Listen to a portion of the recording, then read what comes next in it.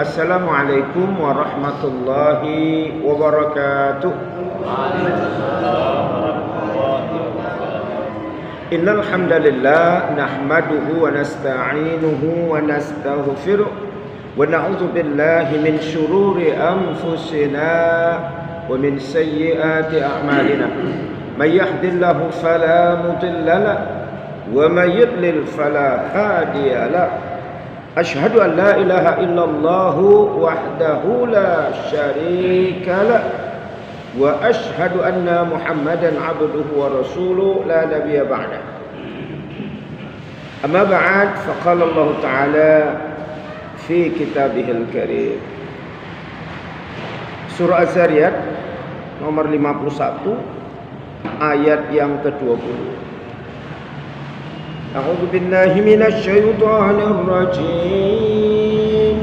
Bismillahirrahmanirrahim. Wa fil ardi ayatun lil muqinin wa fi anfusikum afala tubsirun. Shadaqallahul azim. Terjemahan tafsirnya adalah, dan di bumi ini terdapat ayat atau tanda-tanda kebesaran Allah bagi orang yang yakin, dan dalam dirimu itu juga terdapat tanda-tanda kebesaran Allah. Apakah kalian tidak memperhatikannya? Bapak sekalian yang dirahmati Allah, tema kajian kita kelanjutan dari pertemuan kita hari Sabtu yang lalu, masih seputar memahami ayat-ayat Al-Quran dalam artian baik ayat kauniyah maupun ayat qauliyah. Kalau yang tersirat dalam Al-Quran ini, yang dalam mushaf Utsmaniyah ini adalah ayat-ayat qauliyah, perkataan Allah, kalam Allah. Tapi sesungguhnya ketika Rasul menerima wahyu yang pertama, kita perlu menyingkap bahwa yang dibaca itu tidak serta-merta apa yang tertulis. Apalagi pada saat itu belum ada objek tulisan dan begitu juga alat untuk menulis alias kalam. Maka ayat kauniyah yang lalu sudah kita bahas, saya tidak akan mengulangi lagi, bahwa alam yang terbentang luas ini sesungguhnya dipenuhi dengan tanda-tanda kebesaran Allah. Maka kita harus membaca dalam artian mengamatinya, menelitinya, sehingga kita juga akan mampu menghasilkan kajian-kajian ilmu pengetahuan dengan mengamati alam dengan segala isinya. Maka kita akan lebih fokus lagi dengan wahyu yang pertama, yaitu surah Al-Alaq, surah nomor 96. 5 ayat yang pertama lah yang pertama kali turun pada saat itu di Gua Hira.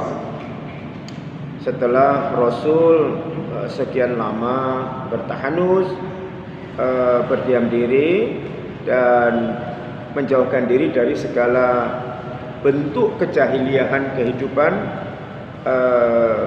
Arab Quraisy pada saat itu yang masih jauh dari tuntunan nilai-nilai syariat Islam.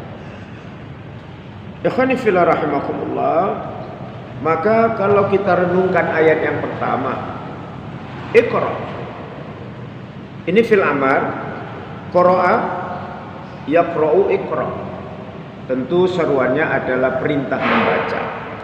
Ya, secara hukum akal bahwa turunnya wahyu yang pertama ini memang menyeru manusia untuk menggunakan daya nalar kemampuan berpikirnya agar bisa memahami fenomena kehidupan yang ada.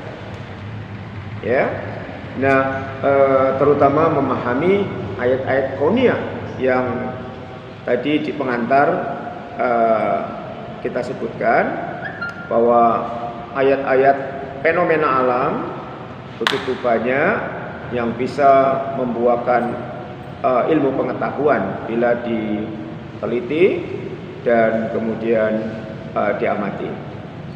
Nah, pada saat pesan Iqra itu serangkaian dengan Bismi rabbikal ladzi khalaq. Bacalah dengan nama Tuhanmu, dengan nama Allah maksudnya yang menciptakan. Ya, kata Bismi rabbik ini ulama ada beberapa pendapat yang berbeda ya. Sebagian mengatakan Bismi rabbik itu membaca termasuk melakukan aktivitas lain itu harus diawali dengan basmalah. Ya, nama Tuhanmu, nama Allah yang 99 terangkai dalam Asmaul Husna itu kuncinya ada pada Ar-Rahman Ar-Rahim. Sebagaimana pesan surah Al-Hasr bahwa yang paling mulia dan agung itu tanpa mengurangi nama Allah yang 97 lainnya, itu kuncinya ada di Ar-Rahman Ar-Rahim. Allah Maha pengasih, karena Allah kasih siapapun makhluk yang bernama manusia, baik orang yang beriman, orang yang kafir, orang yang munafik, orang yang jahat, orang yang baik, semua dikasih Allah. Mana dalilnya? Silakan dibuka surah Al-Isra, surah nomor 17, ayat yang ke-18. Man kana yuridul ajilata ajjalna lahu fiha ma nasha'u liman nurid thumma ja'alna lahu jahannama yaslaha mazmuman madhura. Barang siapa yang menghendaki kehidupan saat ini alias kehidupan dunia, kami segerakan baginya, ya, kami segerakan ajjalna lahu fiha, di dunia ini, ma nasya'u liman nurid, apapun yang kami kehendaki buat yang mengejar dunia itu. Tsumma, kemudian ja'alnahu, kami jadikan baginya jahannam. Maksudnya kami sediakan jahannam bagi orang yang ngotot mengejar dunia. Kenapa? Jadi ja'alnahu jahannam yaslaha mazmuman madhura.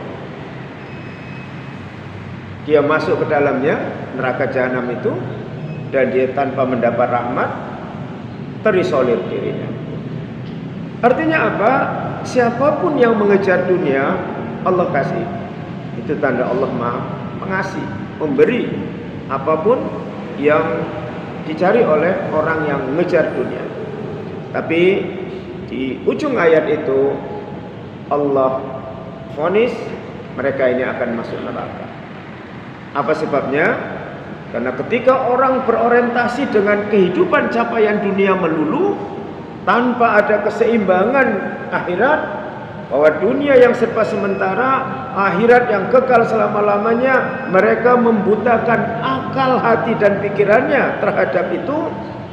Ini mereka akan tidak bisa menggunakan rambu-rambu, mereka tidak bisa membedakan halal haram, mereka tidak bisa membedakan bid'ah atau sunnah, mereka tidak bisa membedakan menzolimi orang atau tidak, mereka tidak akan bisa membedakan mana wilayah batil atau hak, sehingga wajarlah mereka yang terlalu mengejar capaian dunia akan melakukan berbagai macam cara. Pantaslah Allah vonis ja'alnahu jahannam. Mereka akan masuk ke dalam neraka jahanam. Mereka yang hanya berorientasi dengan capaian-capaian kehidupan dunia. Kalau dilanjutkan di ayat berikutnya, وَمَنْ أَرَادَ الْآخِرَةَ وَسَعَى لَهَا سَعْيَهَا وَهُوَ مُؤْمِنٌ فَأُولَئِكَ كَانَ سَعْيُهُمْ مَشْكُورًا. Sebaliknya, orang yang akan menyeimbangkan capaian kehidupan dunianya dengan akhirat, mereka dengan amalan-amalan usaha untuk mencapainya ke sana, mereka akan pasti dibalasi dengan kehidupan akhirat yang mendapat ridha Allah dan kebahagiaan di sana nantinya. Itu kata Allah tentang Ar-Rahman dan Ar-Rahimnya. Sedangkan Rahim, penyayang, itu hanya ditujukan kepada orang yang beriman. Orang-orang yang tidak beriman, orang-orang yang ingkar, orang-orang yang tidak, orang-orang munafik, mereka tidak akan mendapatkan rahimnya Allah.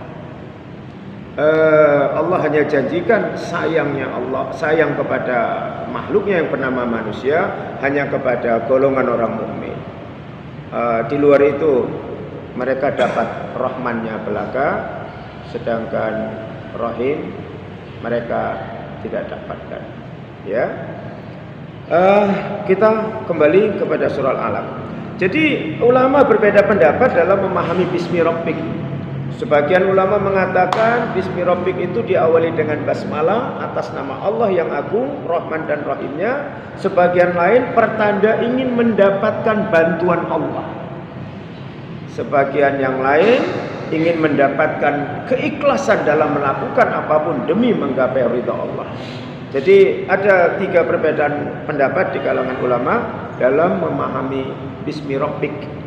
Tapi yang pasti dari segi lugha, bahwa Rabbik di situ jelas mencerminkan zat Allah yang dikenal sebagai zat yang maha pencipta.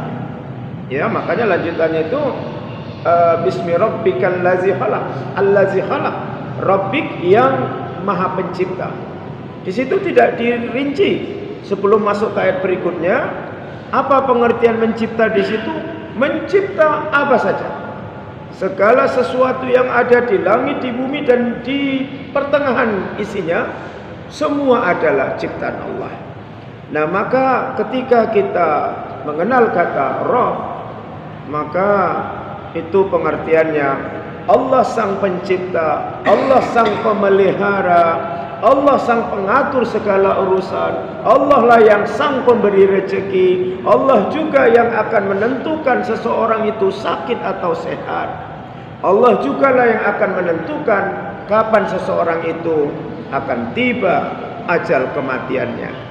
Jadi ini sebuah gambaran di awal-awal turunnya ayat itu. Allah ingin memperkenalkan kepada manusia tentang konsep tauhid. Ilmu yang paling utama mendasar adalah ilmu tauhid. Ilmu fikih hanya mengajarkan kita bagaimana perangkat-perangkat aturan syariat Islam untuk membimbing kita melakukan amalan-amalan ibadah sehari-hari. Tapi tauhid, ilmu yang akan membimbing kita bagaimana membangun, membentengi keyakinan hati agar menjadikan Allah adalah segala-galanya. Allah satu-satunya zat yang esa sebagai pencipta segala sesuatu yang ada di bumi, langit, dan di antara keduanya. Dan Allah juga yang akan memberikan rezeki. Karena konsekuensi mencipta, maka Allah lah yang memiliki dan menguasai semua apa yang diciptakannya, termasuk manusia. Nah, jadi konsep tauhid yang pertama, rububiyah, berasal dari kata Rabb. Bagaimana kita membangun sebuah keyakinan tanpa ragu-ragu bahwa Allah adalah satu-satunya zat yang esa sebagai pencipta. Nah, kemudian ketika Allah apapun yang diciptakan oleh Allah di langit, bumi dan di antara isinya ini, sesungguhnya itu hampir 100% ditujukan kepada kenyamanan hidup manusia. Meskipun ada makhluk-makhluk yang lain seperti malaikat, jin, binatang, tumbuh-tumbuhan, tapi Allah jelaskan dalam surah Al-Baqarah, surah nomor 2 ayat 29, bagaimana Allah tegaskan bahwa memang manusia ini paling diistimewakan. Kata Allah di situ, wa huwallazi khalaqakum ma fil ardi jami'a, dan dialah Allah yang menjadikan semua di bumi ini hanya untuk. Kalaupun binatang hanya sebagian kecil, mereka hanya kebagian dapat rumput dan mungkin ada bijian-bijian atau buah-buahan yang mungkin juga sudah tidak dikonsumsi tidak dikonsumsi manusia lagi. Itu dimakan binatang. Nah, sedangkan binatang sebagian besar juga untuk manusia. Terutama masuk ke perut, rizqan lakum, rezeki bagimu. Rata-rata binatang yang halal itu diperuntukkan Allah juga untuk menyamankan perut manusia. Sebagian binatang juga untuk mempermudah pekerjaan-pekerjaan manusia, seperti lembu, sapi, bisa membantu mengelola sawah ladang. Begitu juga dengan kuda misalnya. Kuda itu bisa menjadi alat transportasi yang bisa dikendalikan oleh keperluan yang memacunya. Begitu juga binatang-binatang lain. Zaman dulu merpati juga bisa diperintahkan untuk mengantarkan surat dari satu tempat ke tempat yang lain. Luar biasa Ar-Rahman dan Ar-Rahimnya Allah, terutama bagi orang-orang yang beriman dan berbuat amal soleh dalam kesehariannya. Nah, kembali kepada surah Al-Alaq tadi, ketika khalaqa di situ menekankan cipta Allah meliputi segala sesuatu yang ada. Nah, baru masuk ayat yang kedua, khalaqal insana min 'alaq. Di situ Allah perinci, setelah gambaran ayat pertama Allah menciptakan segala sesuatu yang ada, begitu masuk ayat kedua, dialah Allah yang menciptakan manusia. Kenapa Allah tidak sebutkan malaikat walaupun itu makhluk ciptaannya? Kenapa Allah tidak langsung sebutkan langit dan bumi yang begitu besar manfaatnya untuk kemaslahatan dan kehidupan manusia? Kenapa Allah tidak ciptakan gunung yang kokoh, tapi Allah langsung sebutkan Allah dialah yang menciptakan manusia. Ini mengisyaratkan bahwa di antara makhluk-makhluk ciptaan Allah yang ada, baik bulan, matahari, ternyata lagi-lagi Allah mengistimewakan manusia. Mana dalilnya? Bisa dilihat di surah At-Tin ayat 5 ya, ayat 5. Laqad khalaqnal insana fi ahsani taqwim. Sungguh Allah jadikan manusia dalam bentuk yang ahsanit taqwim, yang paling terbaik. Bentuknya, susunannya, keseimbangannya adalah manusia. Maka itulah sebabnya Allah berikan amanah besar bagi manusia untuk menjalankan fungsi dan tugas kekhalifahan di bumi. Khalifaan artinya sebagai pemimpin di bumi, sebagai penguasa, pengelola bumi dengan segala apa yang ada di dalamnya, bukan makhluk-makhluk dan ciptaan-ciptaan Allah yang lain. Begitulah keistimewaan manusia dalam surah Al-Alaq yang kedua itu. Saking istimewanya manusia, Allah berikan runutan bagaimana proses terjadinya manusia dari mulai bapak moyang kita Adam sampai kepada kita keturunan-keturunan Bani Adam terusnya. Silakan dibuka dalam surah nomor 23 surah Al-Mu'minun dari mulai ayat 12. Walaqad khalaqnal insana min sulalatin min tin. Kata Allah di situ, dan sungguh kami ciptakan manusia itu dari sulalatin min tin, dari saripati daripada tanah. Tentu ini ya Adam itu memang dari turab, tanah yang kering atau debu. Tapi Bani Adam, keturunan-keturunannya termasuk kita tentunya, Allah ciptakan itu dari sulalatin min tin. Ya, bagaimana proses penciptaan manusia? Saripati tanah. Apa maksud saripati tanah?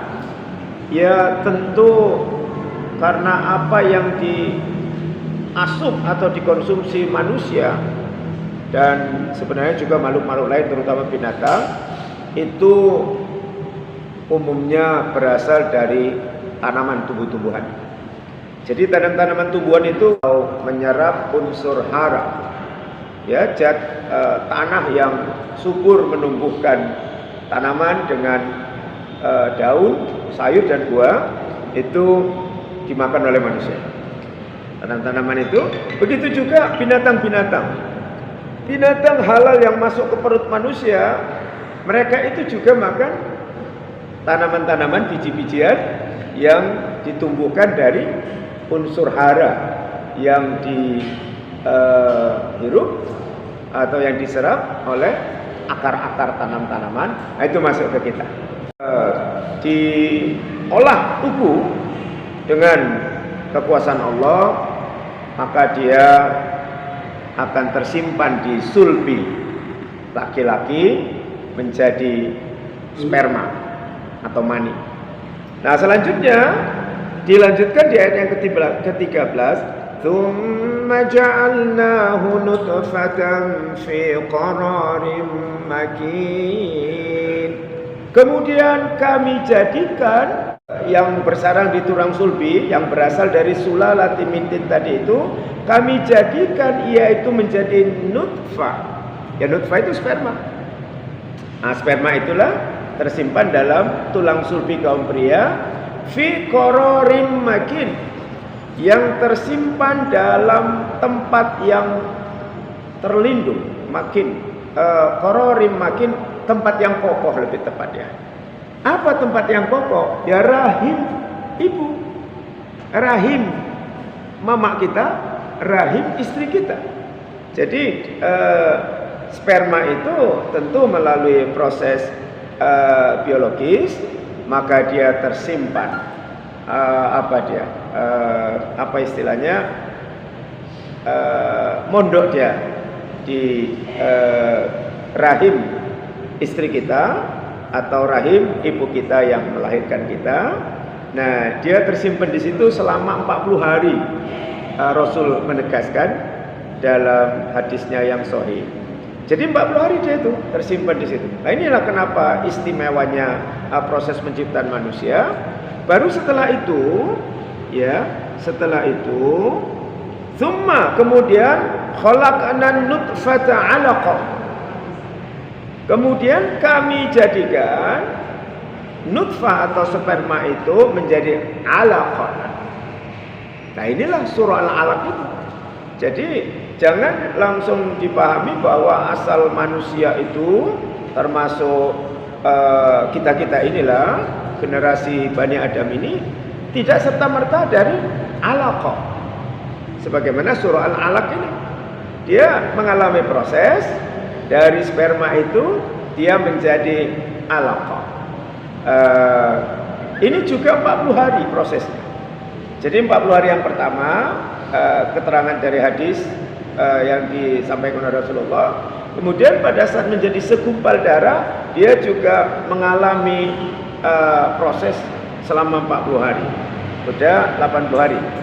Kemudian fakhalaqnal 'alaqata mudghatan. Kemudian dari alaq atau segumpal darah dia menjadi mudghah, segumpal daging. Nah, ini lagi-lagi diterangkan oleh Rasulullah, ini juga mengalami proses 40 hari. Sudah? Jadi kalau 40 hari pertama ya, dia nutfah, sperma, 40 hari kedua dia alaqah, segumpal darah, kemudian mudghah, segumpal daging, ini sudah 120 hari. Berarti 4 bulan. Nah, di 4 bulan inilah kemudian ditiupkan Allah ruh pada janin yang sudah berusia 4 bulan itu. Nah, keterangannya dikuatkan pada ayat berikutnya. Kita ikuti lagi, masih di surah Al-Mu'minun. Fakhalaqnal mudghata 'idhaman fakasawnal 'idhama lahma thumma ansha'nahu khalqan akhar fatabarakallahu ahsanul khaliqin. Kata Allah di situ, maka kami jadikan segumpal darah itu menjadi tulang, ya, izoma. Fakasawnal izoma lahma. Maka tulang itu kami selimuti, kami bungkus dengan daging lagi. Ini setelah Allah tiupkan ruhnya ya, setelah 4 bulan. Dibungkus daging lagi itu tulang. Disitulah muncul kuping, muncul telinga, kaki, tangan, dan organ-organ perangkat tubuh lainnya. Baru setelah itu, summa kemudian ansha'nahu khalqan akhar. Maka kami jadikan dia makhluk yang lain. Pengertiannya itu tadi yang saya katakan. Setelah 120 hari alias 4 bulan, maka Allah tiupkanlah ruh pada janin yang telah menjadi apa tadi itu, mudghah ya, yang telah menjadi segumpal daging itu. Nah, baru ujung ayat terakhir itu fatabarakallahu ahsanul khaliqin. Maka begitulah keberkahan yang penuh dengan kebaikan-kebaikan Allah itu menjadikan manusia sebagai makhluk yang sebaik-baiknya, makhluk yang sesempurna-sempurnanya.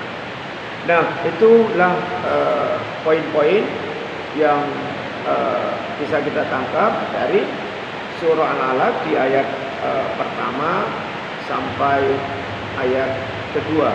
Dan yang terakhir kita petik juga lah, yang terakhir, Iqra wa rabbukal akram. Ada Iqra sampai 2 kali. Bacalah dan Tuhanmu yang maha mulia atau maha pemurah. Sebenarnya bukan akram, itu bukan maha ya, bukan maha pemurah, paling pemurah. Nah, kenapa ada Iqra 2 kali? Tentu ini memberikan tafsiran yang berbeda.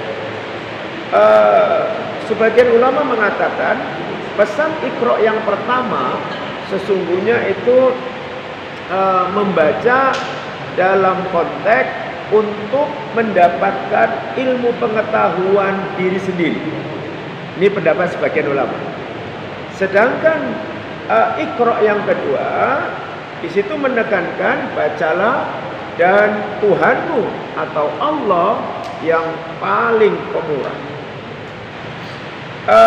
Tradisi orang Arab, pemurah itu identik dengan orang yang dermawan, orang yang sangat ringan tangan, bermurah hati untuk memberikan sesuatu yang bisa diberdayakan dan bermanfaat bagi orang lain. Maka ketika Allah dengan segala sifat-sifatnya adalah paling pemurah, maka mengisyaratkan bahwa mereka yang memahami pesan Iqra yang pertama untuk mendapatkan konsumsi ilmu pengetahuan sendiri, maka pesan Iqra yang kedua adalah bagaimana manusia yang telah memiliki ilmu pengetahuan itu mentransformasikannya kepada orang lain. Tanda kepemurahan sifat Allah itu, orang yang ingin meniru sifat-sifat Allah yang salah satunya adalah paling pemurah, maka kita harus bermurah hati untuk memberikan dan berbagi segala ilmu pengetahuan, keterampilan-keterampilan yang ada. Hal ini sejalan dengan apa yang dipesankan oleh Rasulullah. Khairun nas, manusia yang terbaik adalah man ta'alamal Qur'an, barang siapa yang mempelajari Al-Quran. Lanjutnya wa'allamahu, dan mengajarkannya kepada orang lain. Jadi sinkron antara pesan membaca yang pertama di ayat yang pertama tentunya dengan pesan membaca yang kedua di ayat yang ketiga adalah konsekuensi setelah kita mempelajari Quran, mendapat ilmu di dalamnya, kemudian itu harus disampaikan, diajarkan kepada semua orang untuk sama-sama merasakan bagaimana indahnya ajaran Islam tersebut yang penuh dengan rahmat dan menebar kasih sayang bagi semua makhluk yang ada. Ayat yang keempat kan bunyinya Iqra wa rabbukal akram allazi 'allamal bil qalam. Dialah Allah yang mengajarkan manusia dengan pena. Ya, pena ini walaupun pada saat itu belum ada pena, tapi pena ini tentu identik dengan apa yang dihasilkan dengan pena adalah tulisan. Ya, tulisan-tulisan yang kemudian tersebar dalam buku-buku, dalam kitab-kitab, seruan Allah untuk bagaimana bisa mendapatkan ilmu dan menyebarkan ilmu tentunya adalah melalui tulis baca. Maka dibutuhkan buku-buku bacaan, kitab-kitab. Nah, sedangkan ayat yang terakhir, kenapa alamannya diulang lagi? Alamal insana ma lam ya'lam. Dialah Allah yang mengajarkan manusia atas apa-apa yang tidak diketahuinya. Di sini para mufassirin sependapat, tidak ada perbedaan pendapat. Kalau pesan ayat keempat tadi itu Allah yang mengajari manusia melalui perantara tulisan, tulis baca, itu adalah ilmu yang masuk kategori ilmu kasbi, ilmu yang diusahakan mencarinya dengan upaya penelitian, upaya membaca, upaya mengolah akal pikiran, upaya melakukan renungan, ya, itu namanya ilmu kasbi, ilmu yang mencarinya dengan usaha maksimal. Sedangkan ayat yang terakhir itu namanya ilmu laduni, termasuk juga meliputi wahyu Allah yang agung, suci dan mulia itu. Mimpi, orang-orang soleh mendapat mimpi, mendapatkan pesan-pesan isyarat dari Allah itu tanpa perlu dipelajari. Ya, begitu juga laduni. Tidak ada membutuhkan upaya untuk membekali diri dengan ilmu, tapi datang dengan sendirinya, dan ini hanya berlaku bagi orang-orang yang tingkat taqarrub ilallahnya sudah bagus. Amalannya sudah bagus, ini tanpa butuh belajar. Pesan Al-Alaq yang kelima ada hidayah Allah. Tadi berupa apa? Bisa berupa wahyu tentunya kepada Allah, kepada para rasul, ya, nabi. Ada juga bisa berupa ilham pada orang-orang soleh tertentu tanpa olah nalar, dengan catatan orang-orang yang tingkat makom keimanannya di atas rata-rata, amalannya baik, tahajudnya baik, puasanya baik, ini pasti akan mendapatkan ilmu laduni berupa hidayah yang diam-diam Allah masukkan ke dalam hati orang yang bersih lagi suci untuk mendapatkan rahasia-rahasia memahami segala fenomena alam.